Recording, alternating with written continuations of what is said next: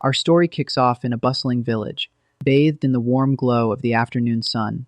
Carefree kids are just having a blast, laughing and playing in the streets. But amidst the joy, we find Gyo-ha, a scrawny, tattered kid, alone in a grim alleyway.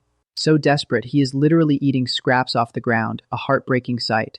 Instantly, a gang of other kids spots him, pelting him with stones and yelling, "That beggar is back again. He is stuffing his face like a dog." But this kid is built different. He just keeps eating while he runs for his life. His hunger is next level, pushing him to try and snag a steamed bun from a nearby stall, only to get brutally kicked away by the furious owner. Talk about a tough break. Meanwhile, from above, a white-haired old man observes all this, clearly not amused by the scene. The owner is still screaming at the boy, "You filthy little beggar. How dare you?" But Gyo-ha?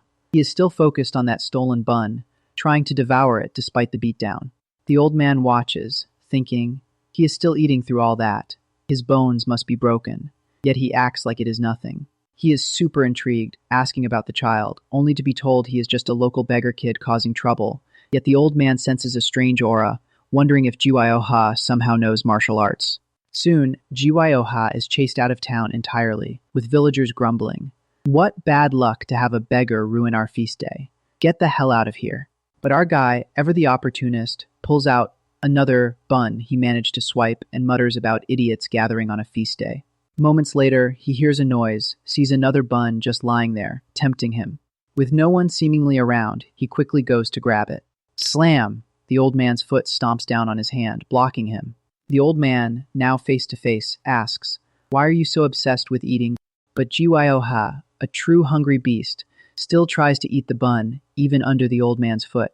The old man acknowledges his insane resilience, calling him a true hungry beast. He notes that anyone else would have lost consciousness long ago, while Gyo-ha, finally noticing the sword, wonders if this old dude could be a martial artist.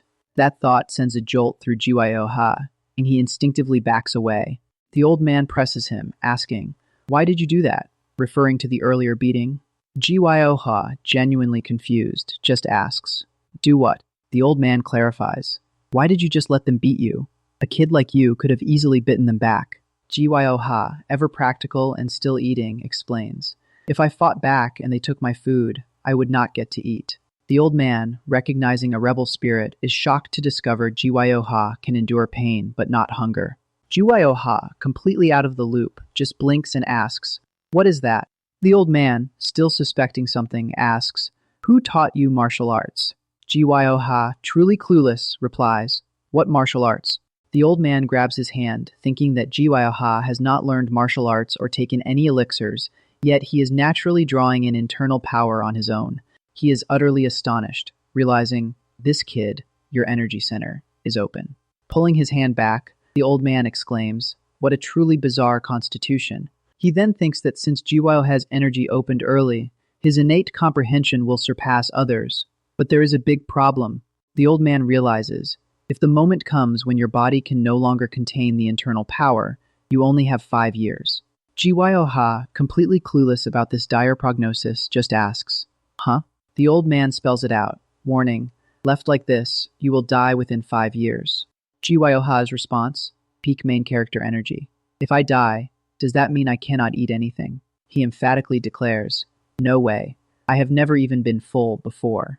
With a newfound determination, he thinks, "Before I die, just once," he shouts with all his might, "I want to eat until I burst."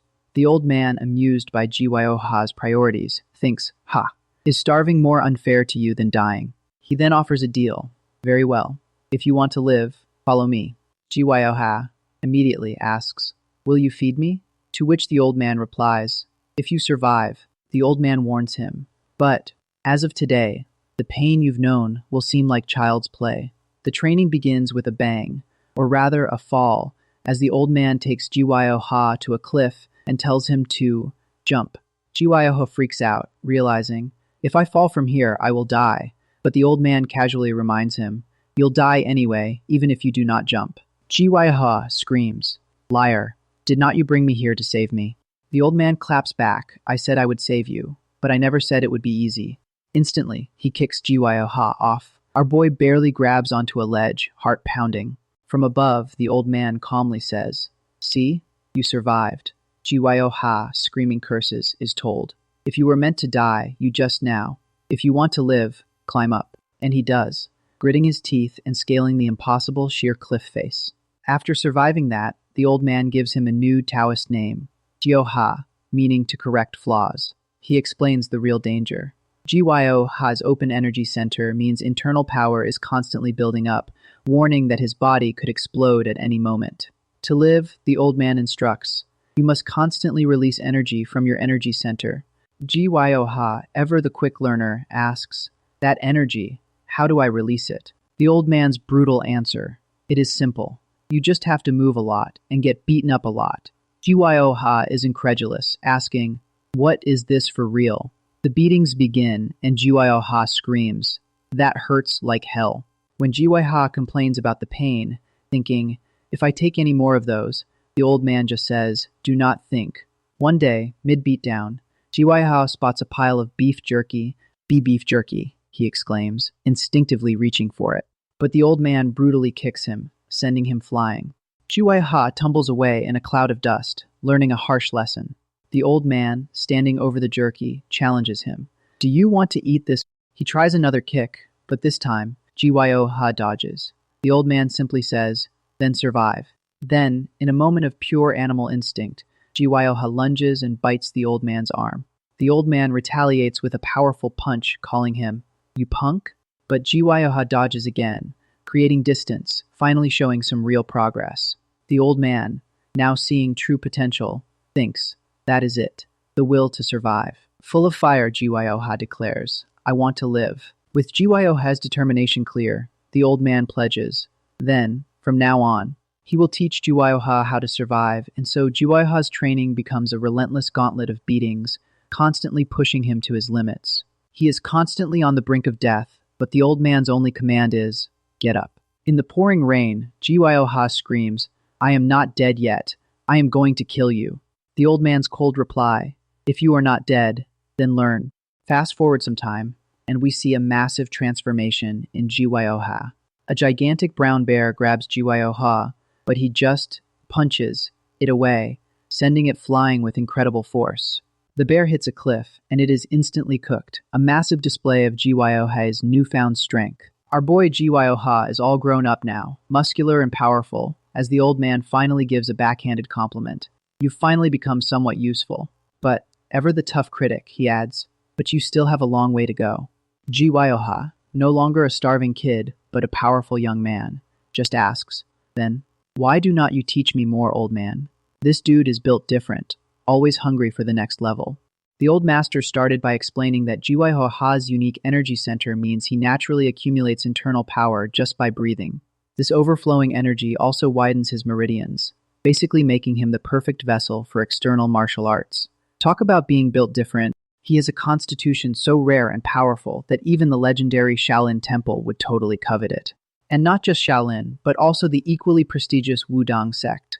The old man elaborated that if Gyo-ha's upper energy center, the core of Wudang's teachings, fully opens, he'll have complete control over his immense energy. Gyo-ha, clearly hyped, exclaimed Shaolin and Wudang. But a flicker of doubt crossed his mind as he wondered if such esteemed orthodox sects would ever truly accept a wild card like him.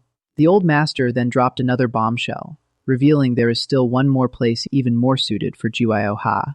And that, my boy, he declared, is Kunlun.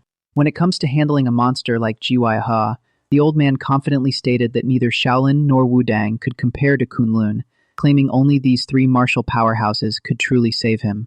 Gyo-ha was stunned, asking, "Did not Kunlun fall?" To which the old master dramatically responded, "It has not fallen, for I am here. I am Kunlun as me." What a reveal. Fast forward a bit, and we are back to Gyo-ha chowing down, enjoying a well-deserved feast. The old man, watching him, casually asked about his iron weight training progress. Gyo-ha, ever confident, just gave a quick, "I am still fine." The old man mentally noted how quickly Gyo-ha's wounds had already healed.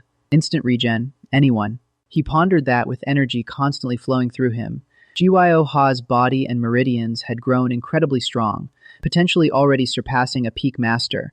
But because Gyo-ha only knew real combat, it had made him a little, Strange. Soon after, the old master announced he'd be away for a while. Gyo-ha immediately asked what he meant, only for the old man to clarify he had some business that required him to leave the mountain for a bit. When Gyo-ha tried to tag along, the old man flatly refused, stating it was not a place he could follow, promising to be back within 2 months. He then threw some tough love Gyo-ha's way, telling him he was not a child anymore and needed to fend for himself, questioning how long he had to look after him. Gyo-ha, not one to be outdone, confidently assured the old man he could handle himself and not to worry. But that confidence quickly faltered, as the old man gave him a look that made Gyo-ha instinctively step back in fear. The old man sighed, reflecting that he'd been so busy training Gyo-ha with beatings that he'd forgotten to teach him manners, wondering if he'd gone little overboard. He then checked to see if Gyo-ha could now use his internal power through ascetic training alone, to which Gyo-ha simply responded with an affirmative hum. Then came the truly unhinged training advice. If it gets too hard, just roll off the cliff a few times, the old man deadpanned. With your body, you will not die easily. Gyo-ha, ever the realist, could not help but correct him, pointing out that was falling, not rolling. The old man, already walking away, just told him to keep it in mind, leaving Gyo-ha to grumble about his grumpy old man. He added that the old man could have at least said goodbye before dipping out. With his internal power constantly building up, Gyo-ha realized it was dangerous to skip training for even a single day.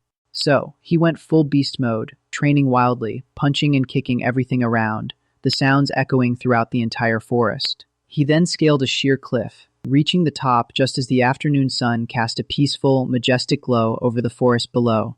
But even with that epic view, Gyo-ha just yawned, muttering, "So boring," before dramatically letting go of the cliff and pondering what he was even doing by himself every day. He hit the ground with a massive thud, naturally completely unharmed.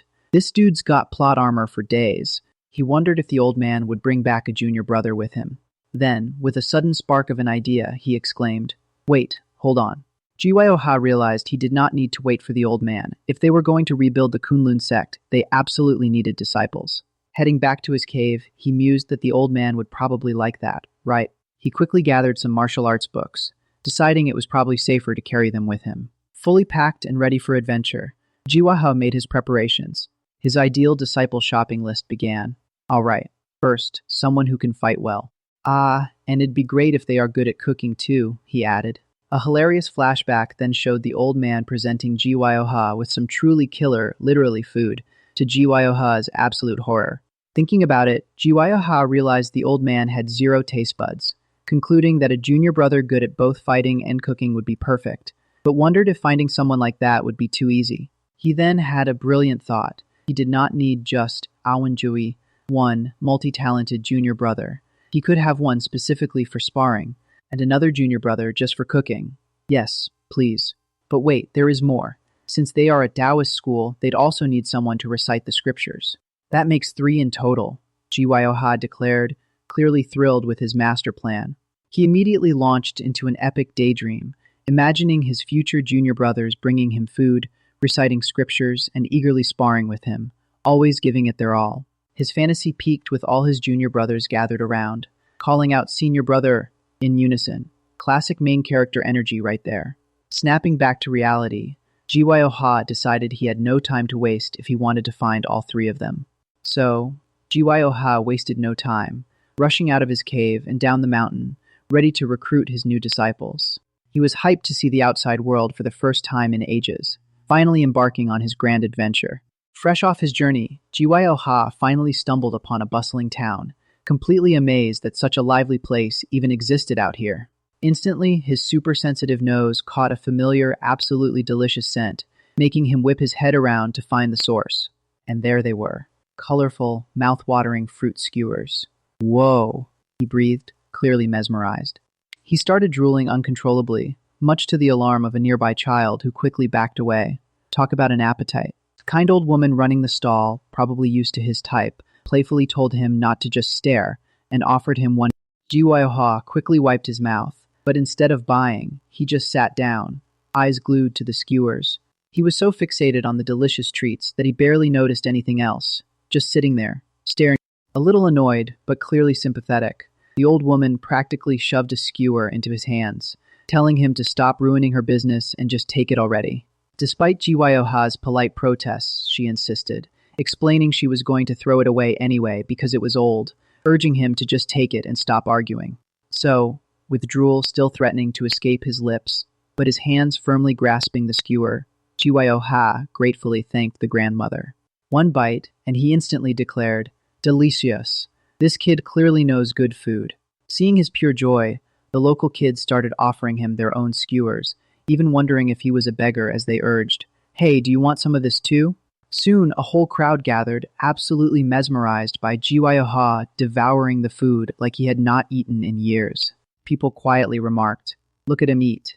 I wonder whose boy he is," and chuckled, saying, "Indeed, just watching him eat makes me feel full." A slightly embarrassed Gyo-ha mumbled, "Thank you. I hope I did not take too much," but the villagers just smiled, assuring him, "It is fine. We enjoyed watching you."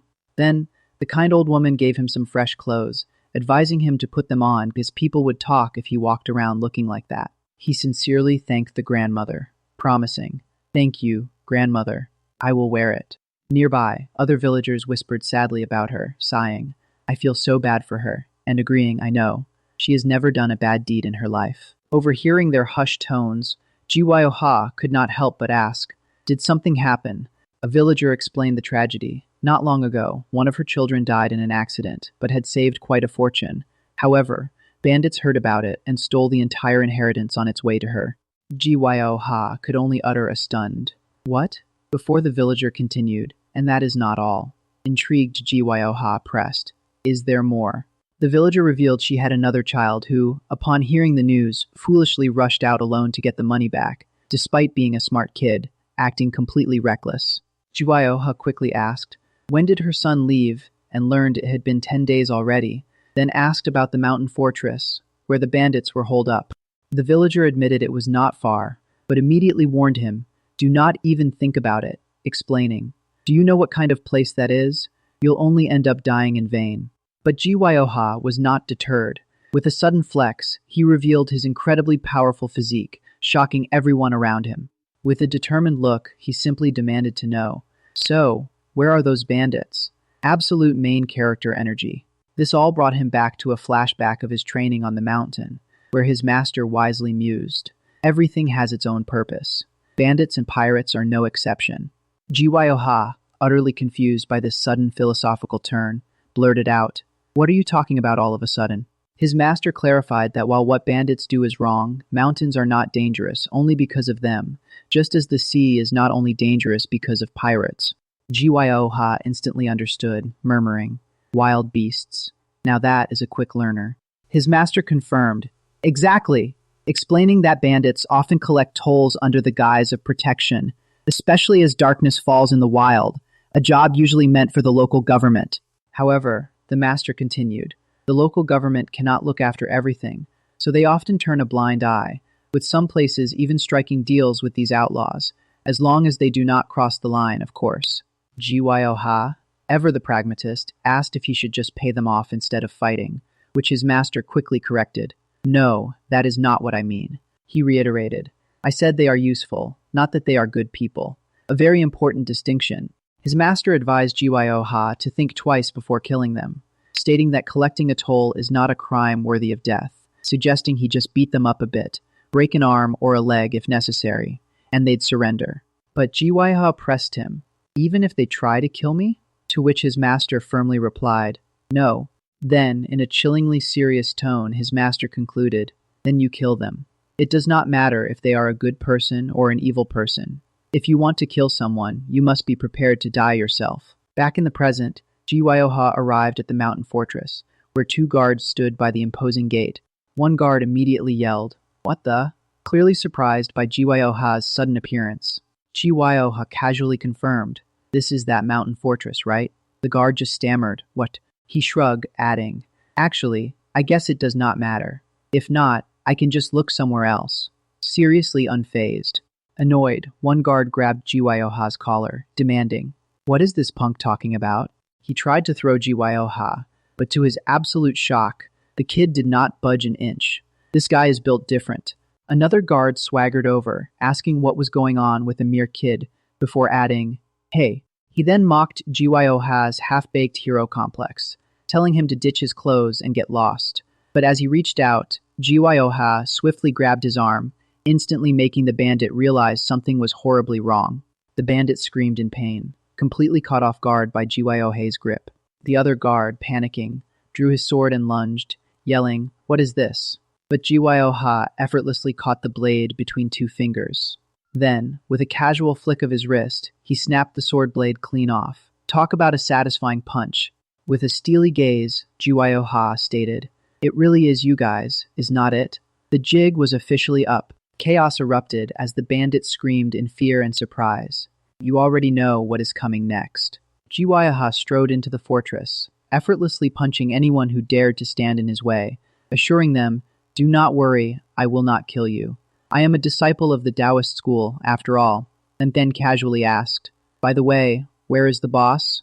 Suddenly, the other bandits stared in horror at one of their own, who Gyo-ha had apparently punched so hard that he was now embedded headfirst in a wooden wall.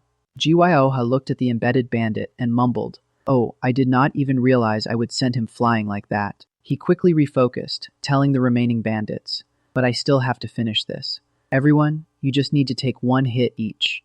Then, with a powerful stomp, Gyo-ha charged, effortlessly clearing a path through the terrified bandits, leaving a trail of severely injured bodies in his wake. What kind of power is this?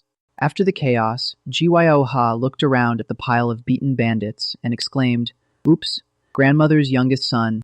But seeing everyone incapacitated, he sighed, wondering, "Who should I ask now?"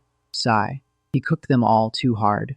Suddenly, a strange, distinct scent wafted through the air, catching Gyo-ha's keen attention. He followed the smell to a sturdy gate, asking himself, "Is it here?" Without hesitation, Gyo-ha effortlessly broke the iron gate with one hand and stepped inside. Inside, he found a grim sight. Many people were imprisoned in the dark dungeon, their hopes dwindling. Gyo-ha looked at the downtrodden prisoners with a serious expression, muttering, "Look at these guys."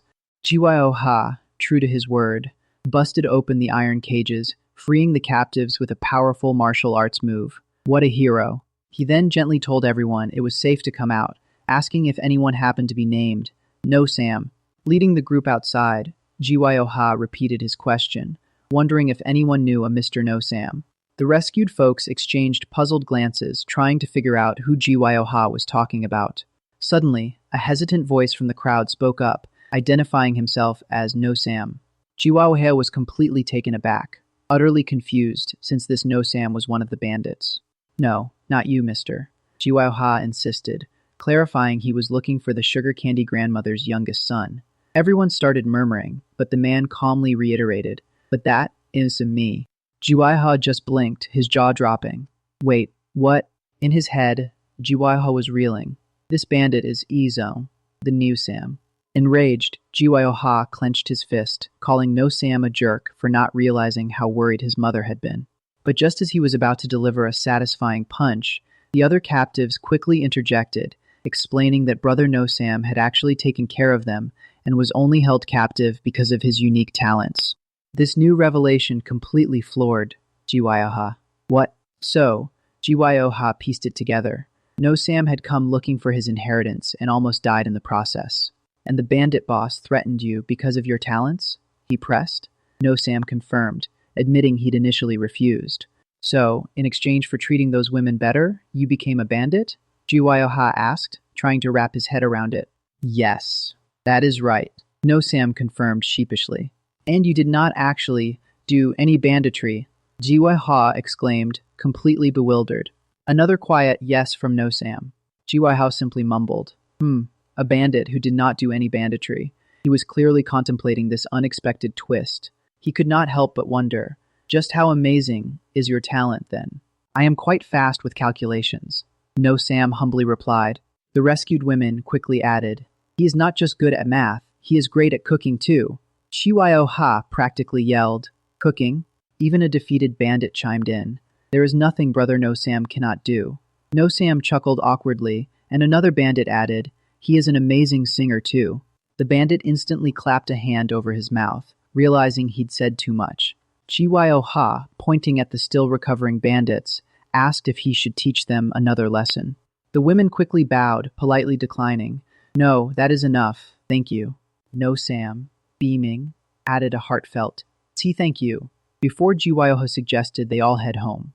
Later that evening, the scene shifted to a worried crowd gathered around the sugar candy grandmother. How long are you going to stay like this? A villager asked, concerned for her health. She simply replied, leave me be, but another warned her not to ruin herself, reminding her she was not as young as she used to be. A kind villager offered to keep watch for her, but then a sound made everyone pause. In the distance, Gyo-ha was leading the rescued group home, prompting a villager to shout, look over there. Is not that the young man from earlier? Someone asked, realizing Gyo-ha was not alone. Huh? No-sam is with him too. Another exclaimed, overwhelmed with emotion. The sugar candy grandmother instantly rushed towards her son, No-sam. No-sam was overjoyed to see his mother. Mother, he cried out. But instead of a hug, his mother gave him a whack, scolding him. You idiot. Do you have any idea where you went? No-sam quickly apologized, adding, but I found it. What is a little money anyway? She retorted, clearly upset. He then explained, but it is my brother's inheritance. His mother just glared at him, still fuming. Pointing at his leg, she demanded, what happened to your leg? No-sam quickly downplayed it. I just sprained it a bit. Sprained my foot. Was it those bastards? She snapped. No-sam just gave a nervous, forced laugh. Then, the kind grandmother approached Gyo-ha, warmly thanking him for his help. Gyo-ha, ever humble, replied, do not mention it. I had to pay you back for the sugar candy. He then added, feeling a bit bad, you went through the trouble of giving me these clothes. I am sorry. It is fine, she reassured him. I have plenty of clothes, and actually I will weave you a new set myself. The villagers all started buzzing, agreeing that their benefactor could not be wearing hand-me-downs. One offered fabric, sparking a comical squabble when his brother complained he'd refused him the same, only to be shut down for comparing himself to their hero. Someone then pointed at the rescued women, giggling. But who are those women? The grandmother quickly jumped in, asking if they were going to leave their guests standing there all day. They needed to be properly welcomed. She called over a villager, stating, they probably have not even washed or eaten properly. She ordered Guak to slaughter 3 chickens, promising to pay him later. Guak waved it off, saying it was fine for guests, but then someone else piped up. 3 chickens will not feed anyone. We should slaughter a pig too. Talk about hospitality. The grandmother then turned to the rescued women, wondering why they were still standing there. The women quickly followed the kind elder, ready for some proper rest and food. No-sam watched her with a fond smile, remarking, she is my mother, but she really is a heroine. At the banquet, Gyo-ha was absolutely devouring bowl after bowl of rice, eating like he had not seen food in a decade. The villagers watched in awe, commenting on his truly massive appetite. One even joked, just watching you makes me feel full. No-sam, ever the attentive host, placed yet another full bowl in front of Gyo-ha, telling him there was plenty more if he needed it. Thank you, mister. Gyo-ha replied, still chowing down. Meanwhile, a villager informed the grandmother that a highly skilled herb gatherer had arrived in the upper village. They promised to bring him over as soon as possible. The next morning, No-sam got his sprained leg treated by the herb gatherer. Tisk, if you had been even a little later, it would have been a disaster, the healer chided. Ah, really? No-sam stammered. What? The healer snapped. Do you not trust a wandering herb gatherer? Ah, no, it is not that. No-sam quickly backpedaled. The healer then playfully patted No-sam's leg, making him wince. Ugh, that wound.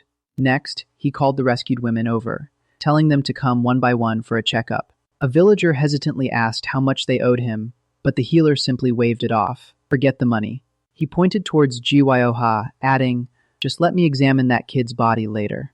Gyo-ha, a little confused, responded, I am perfectly fine, old man. I know, the healer mysteriously replied, his tone serious, because you should have been dead a long time ago. Talk about dropping a bombshell. Gyo-ha's jaw probably hit the floor when he realized the healer also knew his secret just by touching him, much like his own mentor had. The healer, intrigued, echoed Gyo-ha's words, realizing this was not some isolated incident. Gyo-ha then explained how his old man, despite being cranky, told him to use his body a lot, get hit a lot, and move around a lot. Talk about unconventional training methods. This got the healer thinking, so he was making you burn off all that accumulating internal power this way. What a big brain move by Gyo-ha's mentor. The healer concluded that Gyo-ha's old man was clearly no ordinary person, a sentiment Gyo-ha readily agreed with, while poor No-sam was completely lost on what they were even talking about. Intrigued, the healer then asked Gyo-ha if he could perform a more thorough examination of his body. Gyo-ha, ever selfless, then asked if the healer could extend his checkups to the other villagers as well. The healer, with a little tusk of mock annoyance, admitted he was already planning to do exactly that, much to Gyo-ha's cheerful gratitude.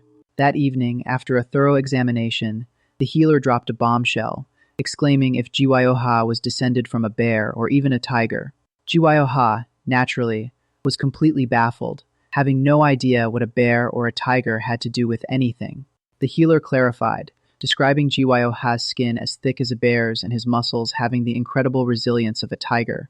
Gyo-ha optimistically asked if that was a compliment, only for the healer to deadpan that it meant he was a monster capable of beating a bear to death with his bare hands. Yikes. Shocked by his unique physiology, the healer then asked Gyo-ha how old he actually was. Gyo-ha revealed he was not entirely sure, but people guessed he was probably around 15.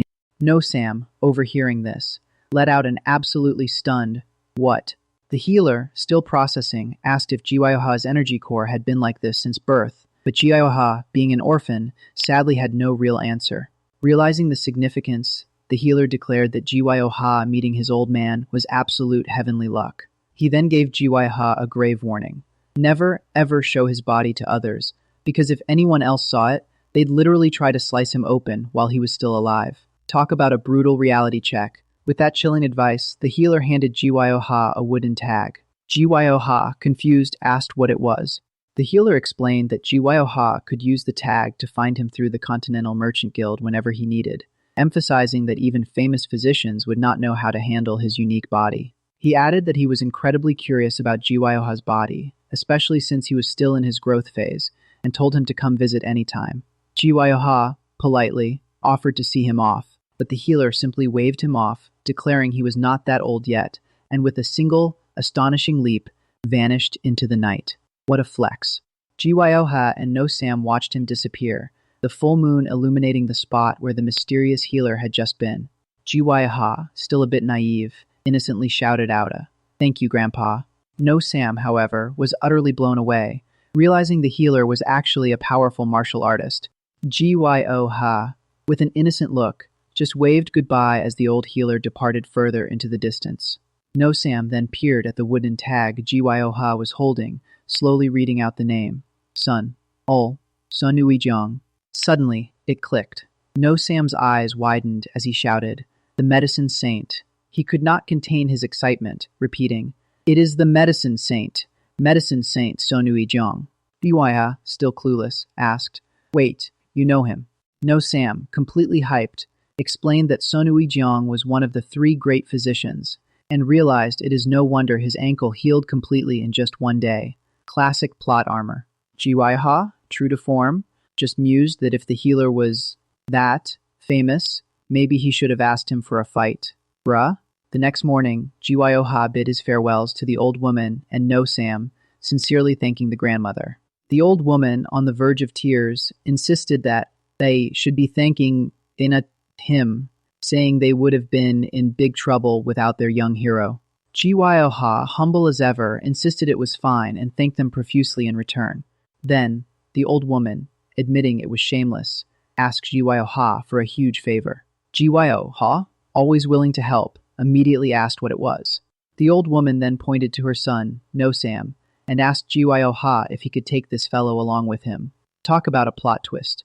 No-sam was visibly shocked, asking his mother what she was saying, but she quickly vouched for him, telling Gyo-ha that he might not look like much, but he was very capable and would be a great help. No-sam protested, worried about leaving his mother all alone.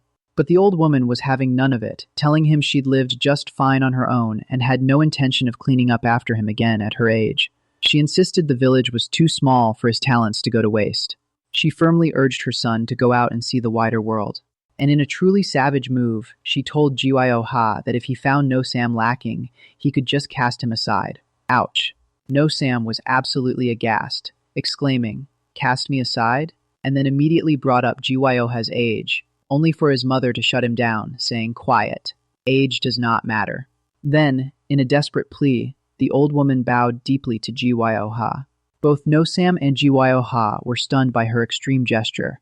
Gyo-ha, sighing, finally relented and agreed to take No-sam. No-sam, still in disbelief, just uttered a shocked, "What?" Gyo-ha explained his conditions, telling No-sam he was only out for a short while and could not stay with him forever, because what happens after that is not up to me. The old woman then quickly handed No-sam a pre-packed travel bag, making him wonder when on earth she'd even prepared it. Gyo-ha, ready to hit the road, asked, "Shall we go then?" And the two headed towards the village gate. As they left, the entire village bowed in unison, seeing off their hero. Walking away, No-sam could not help but smile, thinking about Gyo-ha, the hero of Jangga village. He reflected on how his mother was right. Age truly did not matter for this young hero. No-sam then had an epiphany, wondering if he was witnessing the birth of a hero. Their journey, however, immediately proved challenging as someone was already panting and huffing. Turns out it was No-sam, struggling to keep up and meekly calling Gyo-ha young nobleman. Meanwhile, Gyo-ha was casually walking on his waran, hands literally built different, as No-sam, still struggling, repeated young nobleman, to which Gyo-ha simply replied, "Yes." No-sam, utterly exhausted and probably about to drop, demanded to know, "Where are we going right now?"